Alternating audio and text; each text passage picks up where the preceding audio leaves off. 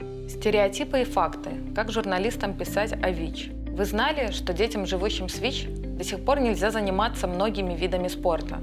Футболом, баскетболом, хоккеем, дзюдо. А взрослым с положительным ВИЧ-статусом запрещено усыновлять детей, работать врачами-хирургами и служить в МВД и МЧС. Все эти запреты отражены в законодательстве. Еще людям, живущим с ВИЧ, периодически отказывают в услугах косметологи и дантисты, а страховые компании – в полисе добровольного медицинского страхования. Некоторые врачи не соглашаются делать ЭКО ВИЧ положительным женщинам, несмотря на то, что одним из показаний к применению этой репродуктивной технологии является наличие ВИЧ у одного из супругов. Люди, живущие с ВИЧ, могут получать косметические, стоматологические и другие медицинские услуги, но сталкиваются с дискриминацией из-за стереотипов и незнания о способах передачи ВИЧ. Поцелуи, рукопожатие, использование общих вещей и посуды не могут передать ВИЧ. А современные препараты, которые принимают люди, живущие с ВИЧ, снижают уровень вируса в крови до неопределяемого. Это называется неопределяемая вирусная нагрузка. Когда человек сдает кровь, в нем вирус не обнаруживается, а неопределяемый вирус равно непередаваемый. По статистике 2019 года 77,6% случаев передачи ВИЧ-инфекции в Беларуси – это передача половым путем в гетеросексуальных парах. Вероятность передачи вируса очень мала. Незащищенный половой акт, нестерильные шприцы, иглы и оборудование, переливание крови и в некоторых случаях беременности, роды. У моей мамы вирус иммунодефицита, и поэтому мне очень больно и неприятно читать статьи о том, что ВИЧ-позитивные люди опасны для общества, смертельно больны или инфицированы. Если внимательно посмотреть на публикации по теме ВИЧ, становится очевидным. В них практически нет истории людей, живущих с этим заболеванием. Люди с положительным ВИЧ-статусом боятся открывать лица. Причина тому – высокий уровень ксенофобии и стигмы по отношению к ним. Ксенофобия, в свою очередь, процветает из-за устаревшей информации и стереотипов, которые бытуют в обществе. Еще 20 лет назад антиретровирусной терапии не было. Вирус иммунодефицита считался смертельным заболеванием. Задача СМИ в данном случае не поддерживать данные стереотипы, а наоборот, образовывать людей. Но перед этим журналистам самим нужно хорошо разобраться в данной теме. В различных изданиях регулярно появляются заголовки в стиле «ВИЧ. Чума 21 века». Такие заголовки чрезмерно драматичны и основываются на ложных представлениях о путях передачи ВИЧ-инфекции и продолжительности жизни и ВИЧ-позитивных людей. Я работаю в организации «Люди Плюс», которая объединяет людей, живущих с ВИЧ и их близких. И хочу поделиться парой историй, как незнание и стереотипы порождают дискриминацию. Однажды мужчине отказали в косметологической услуге из-за положительного ВИЧ-статуса. Он обратился в нашу организацию, и наши эксперты звонили в частную клинику и проводили консультацию с персоналом о путях передачи, о внутренней стигме и о том, что они просто не имеют права ему отказывать. И после этого его пригласили на процедуру.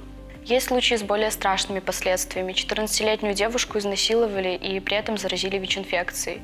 После этого ее начали травить из-за ВИЧ-инфекции. Ей потребовалось 3 года работы с психотерапевтом, а родители одного парня выселили его из дома и запретили общаться с родным братом после того, как узнали о его положительном ВИЧ-статусе. Люди Плюс оказывали ему психологическую помощь, а родители консультировали на тему ВИЧ. Однако они начали с ним общаться, но не приняли его обратно домой. Отсутствие стигмы и предрассудков даст возможность молодежи, живущей с ВИЧ, раскрыть свой потенциал, принимать более активное участие в социальной жизни.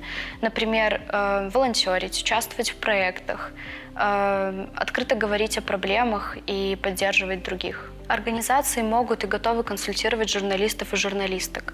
У нас есть специалисты, которые могут поделиться актуальной информацией о ВИЧ, актуальной статистикой и различными кейсами. Когда вы готовите материал на тему ВИЧ, очень важны слова, контекст, структура предложений, визуальное и цветовое оформление. В статьях о ВИЧ не нужно использовать символику смерти – кресты, черепа, скелеты. Они вызывают необоснованную панику и страх. Всегда проверяйте утверждения, даже те, которые кажутся общепризнанными фактами. Например, главный путь передачи ВИЧ – инъекционные наркотики. Но, как мы уже упоминали, в Беларуси главный путь передачи ВИЧ-инфекции – это половой путь в гетеросексуальных парах.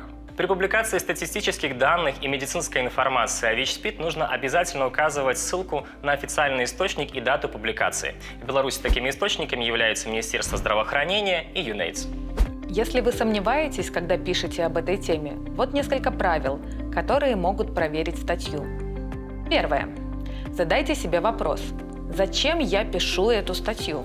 Чтобы читатели узнали больше о жизни человека с ВИЧ и перестали бояться? Или чтобы показать проблему конкретного человека или группы людей, которая требует решения? Второе. Обязательно согласуйте публикацию с героем или героиней. Запрещено прямо или косвенно раскрывать ВИЧ-статус человека без его или ее письменного согласия. Третье.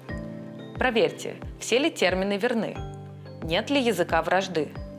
Вы можете посмотреть наше видео о том, как писать про ВИЧ и никому не навредить. А еще использовать специальный сайт, который проверяет текст на некорректную лексику. Четвертое. Проверьте картинки и фото в статье. Гробы, надгробные кресты, могилы, черепа, скелеты, смерть с косой – все это не про ВИЧ. Такое использовать не нужно. Пятое. Обращайтесь в организации, которые работают с темой ВИЧ. Они проконсультируют и подскажут самую актуальную информацию. Шестое. И не забывайте про эмпатию. Поставьте себя на место героя или героини. Как бы вы себя чувствовали, если бы в таком ключе рассказали о вас? Сегодня благополучие ВИЧ-позитивных людей, их психическое и физическое здоровье зависит в основном от внешних факторов, от того, как к ним относится общество, семья, медперсонал и как устроено законодательство. С 2004 года ВОЗ рекомендует рассматривать ВИЧ-инфекцию как хроническое заболевание, а не смертельное. Вместе мы в силах повлиять на то, чтобы люди с положительным ВИЧ-статусом могли заниматься любыми видами спорта, получать необходимые услуги и реализовывать свои права в любой сфере жизни.